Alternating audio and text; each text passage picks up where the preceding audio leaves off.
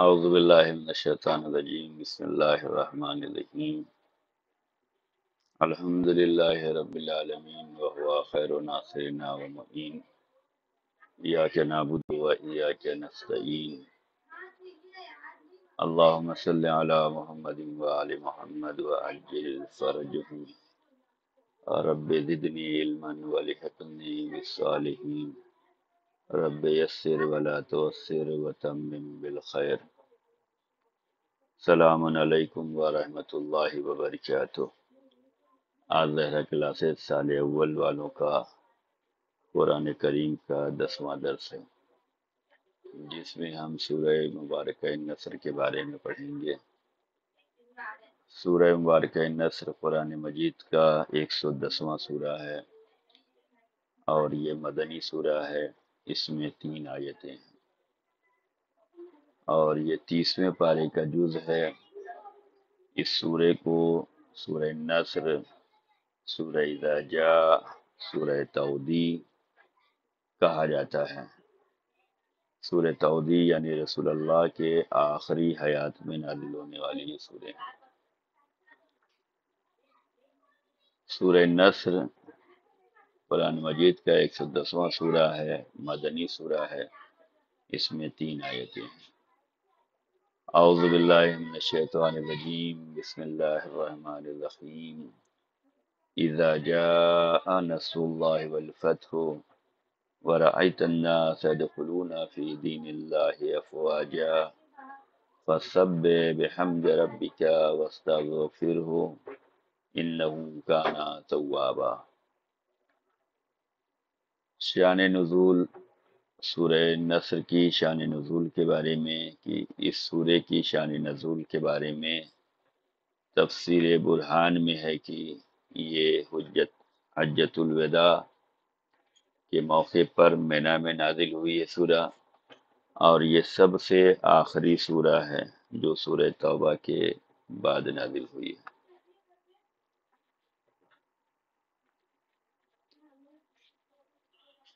اس سورہ کی شان نزول کے بارے میں علامہ طباطبائی جیسے بعض مفسرین کے مطابق یہ سورہ مدینے میں صلح حدیبیہ کے بعد اور فتح مکہ سے پہلے نازل ہوئی ہے، لہذا اللہ تعالیٰ نے جس فتح کا وعدہ دیا ہے وہ فتح مکہ ہے۔ اس سورہ میں ارشاد ہوتا ہے بسم اللہ الرحمن الرحیم اذا جاء نصر اللہ والفتح۔ اس میں جو نصرت خدا اور فتح کا جو وعدہ کیا گیا ہے، اس فتح سے مراد فتح مکہ ہے۔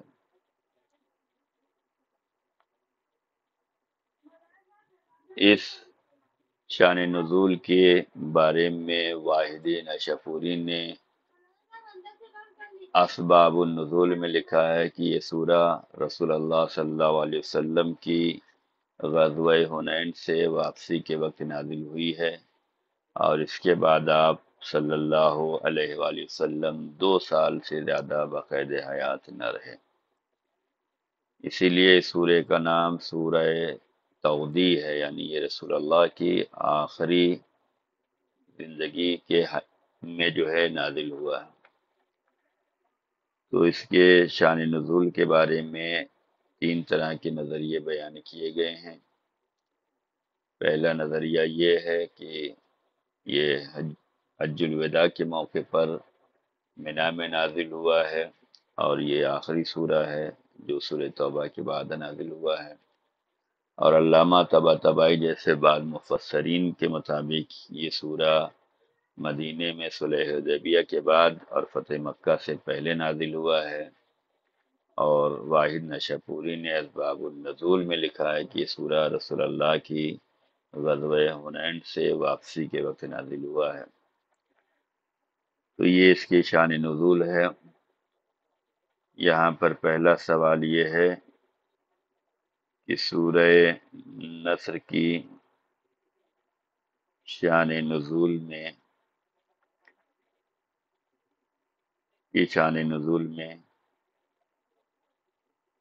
کتنے نظریے ہیں، اس کو بیان کریں۔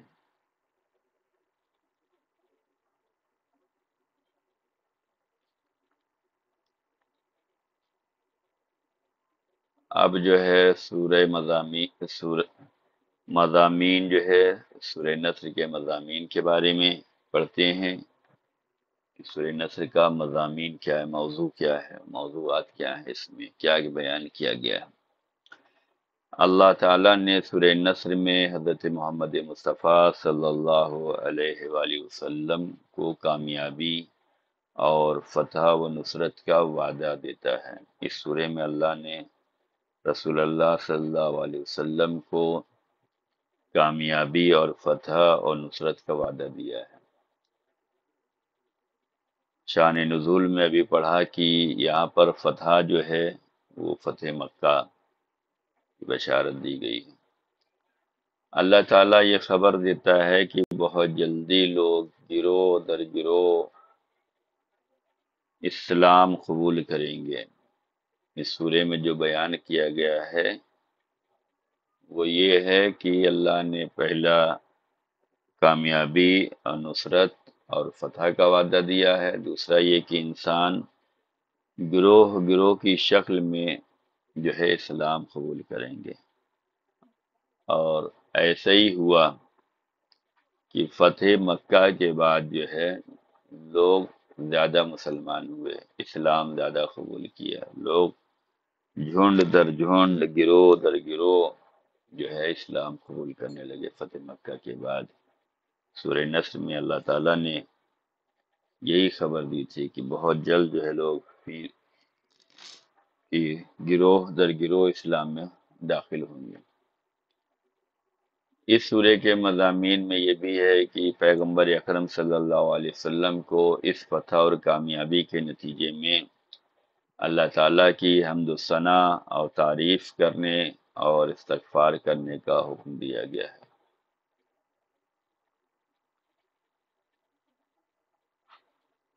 تو اس سورے کے مضامین سے ہمیں یہ درس ملتا ہے کہ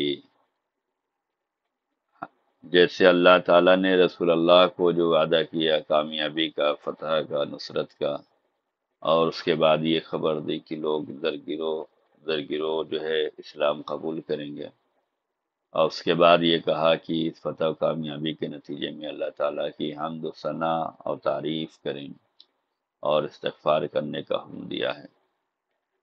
تو یہاں ہمیں یہ بھی سمجھنا چاہیے کہ اللہ تعالیٰ نے ہمیں بھی مسلمان گھرانے میں پیدا کیا ہے، ایماندار بنایا ہے، اللہ تعالیٰ کی وحدانیت پر ایمان رکھتے ہیں، کلمہ پڑھتے ہیں لا الہ الا اللہ کا، اور محمد رسول اللہ صلی اللہ علیہ وسلم جیسا ہمیں نبی دیا ہے جس کی نبوت اور رسالت کا ہم اقرار کرتے ہیں کہ اشہد ان محمدً عبدہ و رسولہ، اور اللہ تعالیٰ نے ہمیں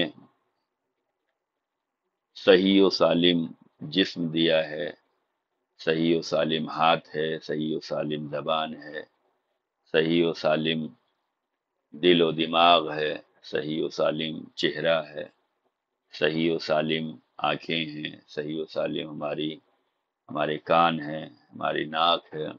اللہ تعالیٰ نے ہمیں بہترین مخلوقات میں بہترین شکل و صورت میں جو ہے پیدا کیا ہے، اور اس کے علاوہ بھی بہت سی نعمتیں ہیں۔ اللہ تعالیٰ نے جتنی نعمتیں ہم سب پہ نازل کی ہیں اس کو تو شمار بھی نہیں کیا جا سکتا۔ تو ہمیں بھی یہ چاہیے کہ ہم بھی اللہ تعالیٰ کی حمد و ثنا کرتے رہیں کہ اللہ تعالیٰ نے ہمیں بہت کچھ دیا ہے۔ جیسے اس سورے میں اللہ تعالیٰ نے رسول اللہ صلی اللہ علیہ وسلم کو کامیابی، فتح، نصرت کا وعدہ دینے کے بعد اور یہ بشارت دینے کے بعد کہ اسلام میں لوگ گروہ در گروہ شامل ہوں گے، اس کامیابی بشارت کے بعد پیغمبر سے یہ تقاضا کیا ہے کہ آپ اللہ کی حمد و ثنا و تعریف کریں۔ تو ہمیں بھی ہر حال میں اللہ تعالیٰ کی حمد و ثنا کرنا چاہیے۔ وہ کئی اعتبار سے ہو سکتا ہے، الحمدللہ رب العالمین بھی کہہ سکتے ہیں، الحمدللہ کما ہوا اہلو بھی کہہ سکتے ہیں، اور الحمدللہ علی کل حال بھی کہہ سکتے ہیں۔ الغرض انسان کو اپنی زبان میں جس طریقے سے بھی ہو، وہ اپنے پروردگار کی، اپنے خالق کی، اپنے مالک کی، اپنے رازق کی حمد و ثنا کرتے رہنا چاہیے۔ قرآن کریم نے جو حمد بیان کی ہے وہ یہ ہے، الحمد للہ رب العالمین، سورہ مبارکہ حمد کی پہلی آیت ہے۔ یعنی حمد ہے، تعریف ہے اس اللہ کے لیے جو تمام عالمین کا پالنے والا ہے۔ تو الحمد للہ رب العالمین بھی کہہ سکتے ہیں، الحمد للہ بھی کہہ سکتے ہیں، الحمد للہ علی کل حال بھی کہہ سکتے ہیں، یعنی ہر حال میں اللہ تعالیٰ کا شکر کرنا چاہیے، حمد کرنی چاہیے۔ اللہ نے اس سورے میں نبی کو استغفار کرنے کا بھی حکم دیا ہے۔ استغفار ہماری زندگی میں ہمیشہ ہونا چاہیے۔ جیسے ہم کہیں جاتے ہیں تو پرفیوم یوز کرتے ہیں تاکہ خوشبو برقرار رہے، ایسے ہی ہمیں اپنی عبادتوں میں، اپنی زندگی میں، اپنی روزانہ کی روٹین میں استغفار کا پرفیوم یوز کرنا چاہیے۔ استغفار کریں گے تو اللہ تعالی ہمارے گناہ صغیرہ و کبیرہ کو معاف بھی کرے گا، اور ہمیں یہ احساس بھی ہوگا کہ ہم اللہ تعالیٰ سے اپنے گناہوں کی مغفرت چاہتے ہیں۔ روزانہ کم از کم 70 مرتبہ استغفر اللہ ربی واتوب الیہ پڑھنا چاہیے۔ استغفر اللہ بھی پڑھ سکتے ہیں، استغفر اللہ ربی واتوب الیہ بھی پڑھ سکتے ہیں، اور استغفر اللہ من کل ذنب واتوب الیہ بھی پڑھ سکتے ہیں۔ جو آسان ہو لگے اس طریقے سے ہمیں پڑھنا چاہیے، لیکن ہمیں جو ہے روزانہ حمد پروردگار بھی کرنا چاہیے، شکر پروردگار کرنا چاہیے، اور استغفار کرنا چاہیے۔ استغفار کرنے سے جو ہے روزی میں بھی برکت ہوتی ہے، اور اللہ کا رحم و کرم زیادہ ہوتا ہے۔ تو یہاں پر دوسرا سوال یہ ہے کہ ہمیں روزانہ اللہ تعالیٰ کے لیے کی بارگاہ میں کیا کرنا چاہیے، کیا کرنا چاہیے؟ ہمیں روزانہ اللہ تعالیٰ کی بارگاہ میں اس کی حمد کرنی چاہیے، ہر حال میں ہمیں شکر کرنا چاہیے۔ حمد کے جو کلمات جاری ہوئے ہیں، جیسے الحمدللہ، یا الحمدللہ رب العالمین، یا الحمدللہ کما ہوا اہلو، یا الحمدللہ علی کل حال، ان جملوں کو پڑھتے رہنا چاہیے، اور اپنی زندگی میں روزانہ استغفار بھی کرنا چاہیے۔ استغفار کے بھی کئی طریقے بیان کیے گئے ہیں، فقط استغفر اللہ بھی کہہ سکتے ہیں، استغفر اللہ ربی واتوب الیہ بھی کہہ سکتے ہیں، استغفر اللہ من کل ذنب واتوب الیہ بھی کہہ سکتے ہیں۔ تو جو آسان ہو اس طریقے سے ہمیں حمد بھی کرنا چاہیے، استغفار بھی کرنا چاہیے۔ اب جو ہے سورہ نصر کی فضیلت کے بارے میں، کہ سورہ نصر اگر ہم پڑھیں گے، نماز میں پڑھیں، نافلے میں پڑھیں، یا ایسے ہی پڑھیں، تو اس کا ہمیں کیا ثواب ملنے والا ہے۔ حضرت رسول خدا صلی اللہ علیہ وسلم نے ارشاد فرمایا کہ جو بھی اس سورے کو پڑھے گا وہ یہ سمجھے کہ گویا فتح مکہ کے وقت وہ حضور اکرم صلی اللہ علیہ وآلہ وسلم کے ہمراہ تھا۔ فتح مکہ کے وقت تو ہم نہ تھے، لیکن اگر ہماری تمنا خواہش یہ ہے کہ کاش ہم اس زمانے میں ہوتے، تو اللہ کا شکر ہے کہ اللہ نے ہمیں مسلمان بنایا ہے، اور قرآن کی تعلیم کے ذریعے سے ہمیں یہ سب بتا دیا کہ اگر تمہاری خواہش ہو، تمہارا حوصلہ ہو، تم یہ چاہتے ہو، تو ممکن ہو سکتا ہے۔ جیسے اس حدیث میں پیغمبر نے فرمایا کہ جو بھی اس سورہ کو پڑھے گا وہ یہ سمجھے کہ فتح مکہ کے وقت وہ حضور کے ساتھ ہے۔ فتح مکہ کے وقت ہم نہ تھے، لیکن اگر آج ہم اس سورہ مبارکہ نصر کی تلاوت کرتے ہیں، اس کا مطلب یہ ہے کہ ہمیں وہ ثواب ملے گا جو فتح مکہ کے وقت جو ہے حضور کے ساتھ رہنے والوں کو ثواب ملا تھا۔ تو ہمیں چاہیے کہ اس سورے کو ہم روزانہ پڑھیں، زیادہ سے زیادہ پڑھیں، اس لیے کہ اس سورے میں فتح اور کامیابی کی بشارت دی ہے۔ اگر ہم دنیاوی زندگی میں کامیابی چاہتے ہیں، علم کے میدان میں کامیابی چاہیں، شہرت کے میدان میں کامیابی چاہیں، دشمن کے مقابلے میں کامیابی چاہیں، خاندان میں کامیابی چاہیں، سماج میں ہم کامیابی چاہیں، اگر ہم کامیابی کے بہت سے مراحل ہیں، بہت سے منزل ہے، ہر میدان میں ہم کامیاب ہونا چاہتے ہیں، تو ہمیں چاہیے کہ ہم سورہ مبارکہ نصر کی تلاوت زیادہ کیا کریں، اس لیے کہ اس سورے کے میں یہ بیان کیا گیا ہے، اس میں نصرت کا وعدہ ہے، کامیابی کا ہے، فتح کا، اور کامیابی جب مل جائے تو دو کام کرنا ہے جو اس سورے میں رسول اللہ صلی اللہ علیہ وسلم سے پروردگار نے چاہا ہے۔ وہ دو کام یہ ہے کہ حمد پروردگار ہمیشہ برقرار رہے اور استغفار پروردگار کی بارگاہ میں کرتے رہنا چاہیے۔ ہمیں جتنی بھی کامیاب ہوتا یہ ہے، ہم اپنی زندگی میں دیکھتے ہیں کہ جب ہمیں کامیابی نہیں ملتی تو ہم خدا کو زیادہ یاد کرتے ہیں، ہم اس وقت زیادہ دعا مانگتے ہیں، تڑپتے ہیں، گڑ گڑاتے ہیں، فریاد کرتے ہیں، منتیں مانتے ہیں، عبادتوں میں زیادہ شامل ہوتے ہیں، لیکن جب کامیابی مل جاتی ہے تو پھر ہم بھول جاتے ہیں کہ کس کے ذریعے سے کامیابی ملی ہے، کس کے وسیلے سے کامیابی ملی ہے، کس ذات کی بارگاہ میں دعا کرنے سے کامیابی ملی ہے۔ تو ہمیں کامیابی ملے تو ہمیں بھولنا نہیں چاہیے کہ کامیاب ہمیں بنانے والی ذات کون ہے۔ جو ذات ہمیں کامیابی دے رہی ہے اس کی حمد و ثنا ہمیں کرتے رہنا چاہیے۔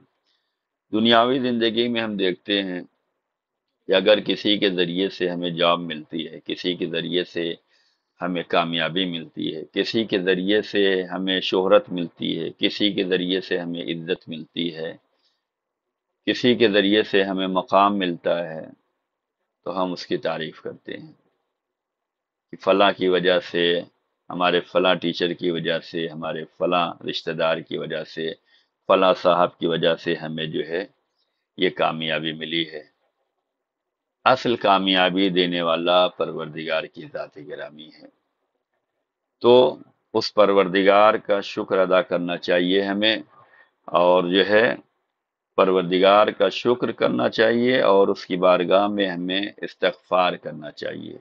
اسے یاد رکھیں، سب سے رشتہ ٹوٹ جائے، خدا سے رشتہ نہ توڑیے، سب سے غافل ہو جائیے، خدا کی عبادت سے غافل نہ ہوئیے، اس لیے کہ اگر اس سے ہم غافل ہو گئے تو پھر غفلتوں میں پڑتے چلے جائیں گے، اور اگر اس سے رشتہ مضبوط رہا تو ہم ہر جگہ مضبوط رہیں گے۔ تو اس سورے کو ہمیں زیادہ پڑھنا چاہیے، اور اس سورے کے پڑھنے کا ثواب ہمیں یہ ملنے والا ہے کہ گویا ہم فتح مکہ کے وقت حضور اکرم صلی اللہ علیہ وسلم کے ہمراہ ہیں۔ اس سورے کی دوسری فضیلت حضرت امام جعفر صادق علیہ السلام نے ارشاد فرمایا کہ جو شخص نماز فریضہ یا نافلہ میں اس سورے کو پڑھے گا تو اللہ تعالیٰ اس کے تمام دشمنوں کے مقابلے میں مدد کرے گا۔ ہم جو بھی نماز پڑھ رہے ہیں، چاہے وہ ظہر کی نماز ہو، چاہے عصر کی نماز ہو، چاہے مغرب کی نماز ہو، چاہے عشاء کی نماز ہو، چاہے نماز صبح ہو، اس میں ہمیں یہ سورہ اگر ہم نے پڑھا، سورہ نصر، بسم اللہ الرحمن الرحیم، اذا جاء نصر اللہ والفتح، یہ سورہ اگر ہم نے پڑھا تو ہمیں اللہ تعالیٰ کیا ثواب دینے والا ہے؟ ہمارے تمام دشمنوں کے مقابلے میں پروردگار مدد کرنے والا ہے۔ اس سورے میں نصرت کا وعدہ کیا گیا ہے، کامیابی کا وعدہ کیا گیا ہے۔ تو جو پڑھ رہا ہے نماز فریضہ میں یا نافلہ، مثال کے طور پہ ہم نافلہ صبح پڑھ لیں، اس میں ہم یہ سورہ پڑھ سکتے ہیں، نافلہ ظہر پڑھ لیں اس میں پڑھ سکتے ہیں، نافلہ عشاء ہے اس میں پڑھ سکتے ہیں، نافلہ مغرب ہے اس میں پڑھ سکتے ہیں۔ الغرض ہمیں روزانہ کی نماز میں بدل بدل کر سورے پڑھنا چاہیے۔ کسی میں سورہ قدر پڑھ لیں، کسی میں سورہ نصر پڑھ لیں، کسی میں سورہ عصر پڑھ لیں، کسی میں سورہ کوثر پڑھ لیں، بدل بدل کر پڑھنا چاہیے تاکہ ہر ثواب ہمیں ملتا رہے۔ لیکن یہ یاد رہے کہ ہم ہر سورہ بدل سکتے ہیں، لیکن نماز میں سورہ الحمد کی جگہ کوئی دوسرا سورہ نہیں پڑھ سکتے۔ سورہ الحمد اپنی جگہ برقرار رہے گا۔ سورہ الحمد کے بعد جو سورہ پڑھنا ہے وہاں ہم کوئی بھی سورہ پڑھ سکتے ہیں، شرط یہ ہے کہ مکمل سورہ ہو۔ سورہ الحمد کے بعد ہم سورہ کوثر پڑھ سکتے ہیں، سورہ الحمد کے بعد سورہ قدر پڑھ سکتے ہیں، سورہ الحمد کے بعد سورہ نصر پڑھ سکتے ہیں، جو بھی چاہیں دوسرا سورہ پڑھ سکتے ہیں، اس شرط کے ساتھ کہ مکمل ہو اور اس میں جو ہے سجدہ واجب نہ ہو۔ لیکن سورہ الحمد پڑھنا ہی پڑھنا ہے 2 رکعت میں، اسے نہیں ہٹایا جا سکتا۔ تو ہمیں نماز میں، فریضہ نماز میں یا نافلہ نماز میں اس سورہ کو اگر کوئی پڑھتا ہے تو اللہ تعالیٰ اس کے تمام دشمنوں کے مقابلے میں مدد کرتا ہے۔ ہماری دنیاوی زندگی میں بہت سے دشمن ہیں جن کے لیے ہم آمادہ رہتے ہیں، ہوشیار رہتے ہیں۔ ہم نماز میں سورہ نصر پڑھیں، خدا ہماری حفاظت کرے گا۔ خدا سے بڑھ کر کوئی ذات نہیں ہے۔ خدا جس کی مدد کر دے اسے کوئی ذلیل نہیں کر سکتا، اور خدا جسے ذلیل کر دے اس کی کوئی مدد نہیں کر سکتا، کوئی عزت نہیں دے سکتا۔ عزت دینے والا اللہ، ذلیل کرنے والا اللہ۔ اللہ سے رشتہ مضبوط رکھو، وہ جو ہے تمہیں عزت دے گا، تمہارے دشمنوں کے مقابلے میں تمہاری حفاظت کرے گا۔ امام فرماتے ہیں کہ جب جو شخص جو نماز فریضہ نافلہ میں سورے کو پڑھے گا، جب وہ محشور ہوگا، حشر میں اٹھایا جائے گا، تو اس کے پاس ایک کتاب ہوگی جو بولے گی کہ اس شخص کو عذاب جہنم سے امان ہے۔ اللہ اکبر! عذاب جہنم سے ہمیں خوف ہے، ڈر ہے، ڈرنا بھی چاہیے، اس لیے کہ جو جہنم میں گیا تو پھر گیا، ہم فیہا خالدون کی منزل ہے۔ اگر ہم نماز فریضہ میں سورہ نصر کو پڑھ رہے ہیں تو امام فرماتے ہیں جب ہم محشر میں اٹھائے جائیں گے تو ہمارے پاس ایک کتاب ہوگی، ہمیں بولنے کی ضرورت نہیں ہوگی، ہمیں دکھانے کی ضرورت نہیں ہوگی، وہ کتاب خود بولے گی کہ اس شخص کو عذاب جہنم سے امان دیا جا چکا ہے، اور یہ شخص اپنے کانوں سے سنے گا، بس جس چیز کے پاس سے گزرے گا اس کو خوشخبری سنائی گی۔ ہر چیز جس طرف سے گزرے گا، ہر چیز اسے خوشخبری سنائے گی، اور وہ داخل جنت ہوگا، اور دنیا میں اس کے لیے امور خیر کے دروازے اس قدر کھلیں گے کہ نہ کبھی اس نے اس کی تمنا کی ہوگی اور نہ کبھی دل میں سوچا ہوگا۔ سورہ نصر پڑھنے کا فائدہ دنیا میں بھی ہے اور آخرت میں بھی ہے۔ دنیا میں فائدہ یہ ہے کہ دنیا میں امور خیر کے دروازے اس قدر کھل جائیں گے کہ نہ کبھی اس نے اس کی تمنا کی ہوگی، نہ کبھی دل میں سوچا ہوگا۔ اور آخرت میں کیا ہوگا؟ محشر میں جب اٹھے گا تو ایک کتاب اس کے ساتھ ہوگی، وہ کتاب گواہی دے گی کہ یہ امان میں ہے، جہنم سے امان میں ہے، اور جدھر سے وہ گزرے گا ہر چیز اس کو خوشخبری سنائے گی۔ تو یہ ساری فضیلتیں ہیں۔ یہاں پر تیسرا سوال یہ ہے کہ سورہ نصر کی فضیلت میں ایک حدیث بیان کریں۔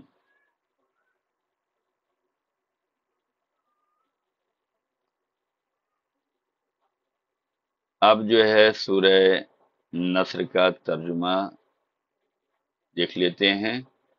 بسم اللہ الرحمن الرحیم، شروع اللہ کے نام سے جو بڑا مہربان اور زیادہ رحم کرنے والا ہے۔ اذا جاء نصر اللہ والفتح، جب خدا کی مدد اور فتح کی منزل آ جائے گی، ورأیت الناس يدخلون فی دین اللہ افواجا، آپ دیکھیں گے کہ لوگ دین خدا میں فوج در فوج داخل ہو رہے ہیں۔ گروہ در گروہ دین اسلام میں لوگ داخل ہو رہے ہیں۔ کب؟ جب خدا کی طرف سے مدد اور فتح کی منزل آ جائے گی، یعنی فتح مکہ کے بعد۔ فَسَبِّحْ بِحَمْدِ رَبِّكَ وَاسْتَغْفِرْهُ، تو اپنے رب کی حمد کی تسبیح کریں اور اس سے استغفار کریں کہ وہ بہت زیادہ توبہ قبول کرنے والا ہے۔ توبہ کیوں کرنا چاہیے؟ ہم سے غلطیاں ہوتی ہیں، ہم سے خطائیں ہوتی ہیں، ہم سے گناہ ہوتا ہے، ہم معصوم نہیں ہیں۔ انسان کی تعریف ہی یہ کی گئی ہے کہ الانسان مرکب من الخطا والنسیان، انسان خطا و نسیان کا مجموعہ ہے۔ اس سے خطا بھی ہوگی، اس سے بھول چوک بھی ہوگی۔ تو ہم انسان ہیں، ہم سے خطائیں ہوں گی، ہم سے گناہ سرزد ہوں گے، ہم بھول جائیں گے، ہم فراموش کر جائیں گے۔ ہمیں ضرورت اس بات کی ہے کہ ہم اپنی زندگی میں استغفار کرتے رہیں تاکہ پروردگار قبول کریں۔ تو استغفار زیادہ کرنا چاہیے، اور اللہ تعالیٰ بہت زیادہ توبہ قبول کرنے والا ہے۔ اس کے ہاں لمٹ نہیں ہے کہ بس تمہاری دو چار خطائیں ہی معاف کی جائیں گی، باقی نہیں۔ دو چار مرتبہ ہی تمہاری توبہ قبول کی جائے گی، اس کے بعد نہیں۔ تمہاری بس ایک تسبیح استغفار کی قبول کی جائے گی، اس کے بعد نہیں۔ اللہ تعالیٰ بہت زیادہ توبہ قبول کرنے والا ہے۔ جتنا زیادہ آپ کریں گے، استغفار کریں گے، توبہ کریں گے، وہ اتنا زیادہ آپ کو چاہے گا، آپ پر رحم کرے گا، آپ کی توبہ قبول کرے گا۔ امت محمدیہ کو اللہ تعالیٰ نے شرف ہی یہ بخشا ہے کہ دوسری امتوں سے ہمیں ممتاز کیا ہے، ہمیں فضیلت دی ہے کہ دوسری امتیں کا استغفار اللہ کی مرضی پہ ہوتا تھا کہ تم استغفار کرتے رہو، اللہ کی مرضی وہ 1 سال میں قبول کرے، 2 سال میں قبول کرے، 1 مہینے میں قبول کرے، کرتے رہو۔ قبول کرنا اللہ کی ہے، کب کرے گا نہیں بتاتا تھا۔ لیکن امت محمدیہ کو یہ اللہ تعالیٰ نے شرف بخشا ہے کہ وہ استغفار کریں گے تو اللہ قبول کر لیتا ہے۔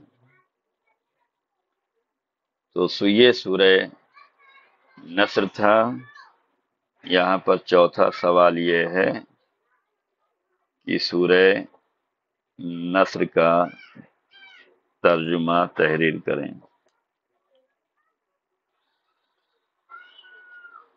اب یہاں پہ مختصر تفسیر دیکھ لیتے ہیں کہ جب فتح مکہ ہو چکا تو عربوں نے فیصلہ کر لیا کہ محمد صلی اللہ علیہ وآلہ وسلم نے اہل حرم کو فتح کر لیا ہے، یعنی مکے کو فتح کر لیا، حالانکہ اس کو اصحاب فیل فتح نہ کر سکے۔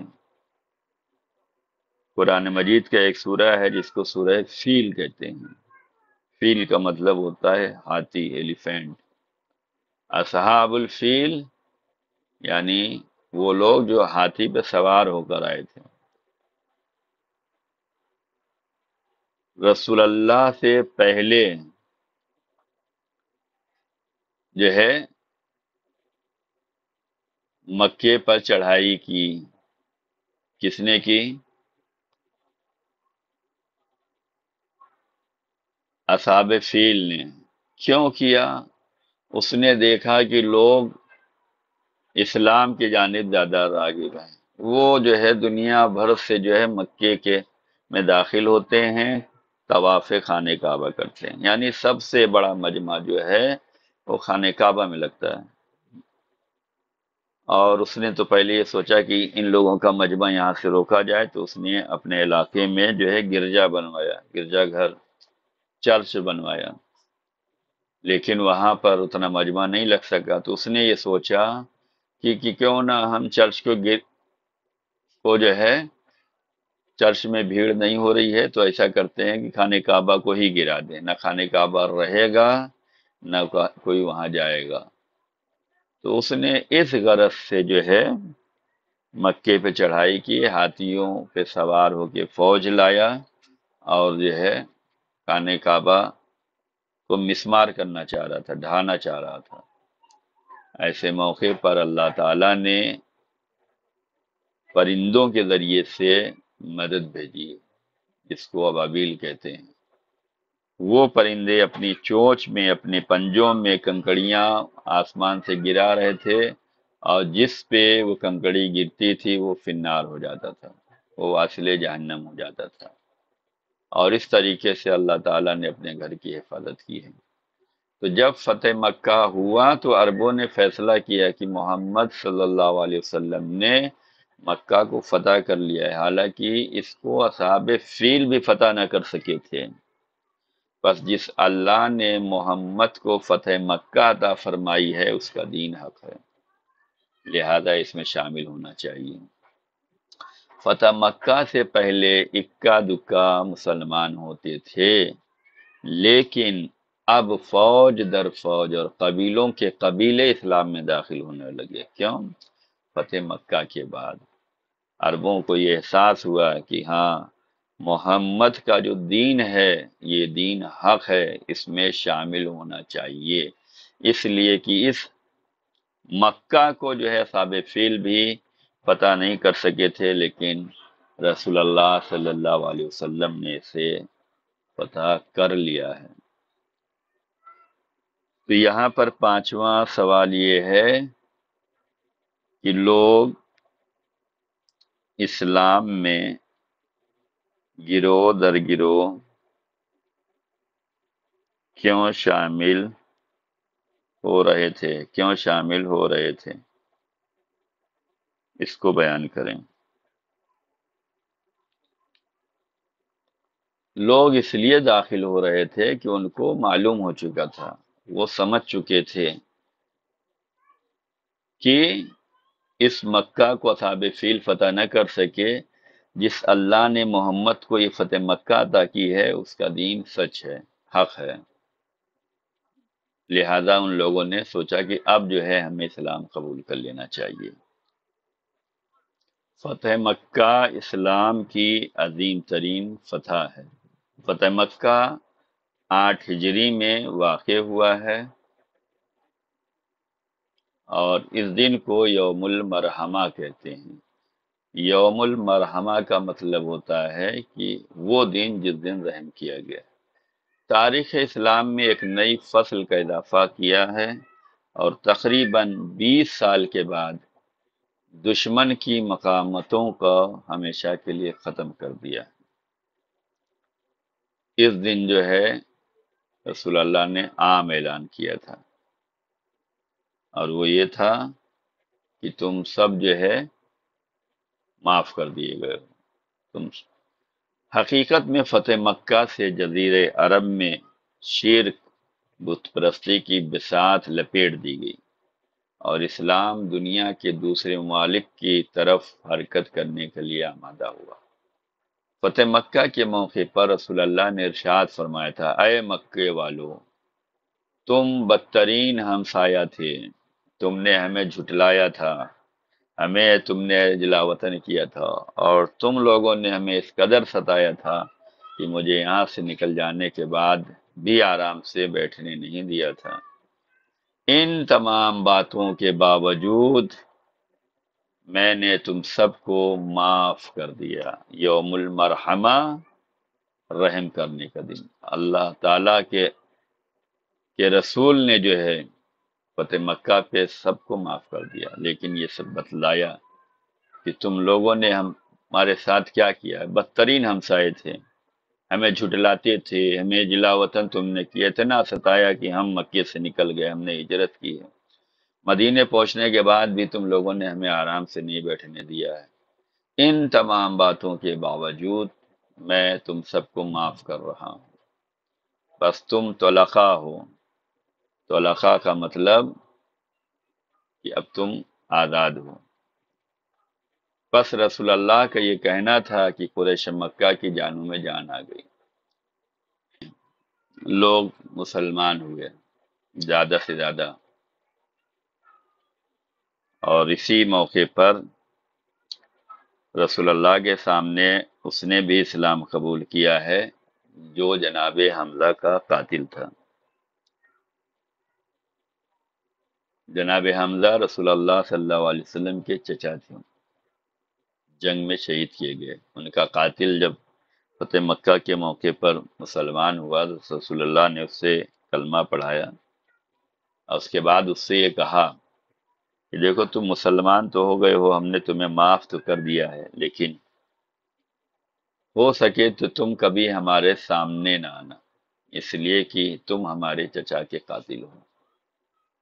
ہمارے سامنے آؤ گے تو ہم میں اپنے چچا یاد آئیں گے۔ تو رسول اللہ نے یہ بتلایا کہ دیکھو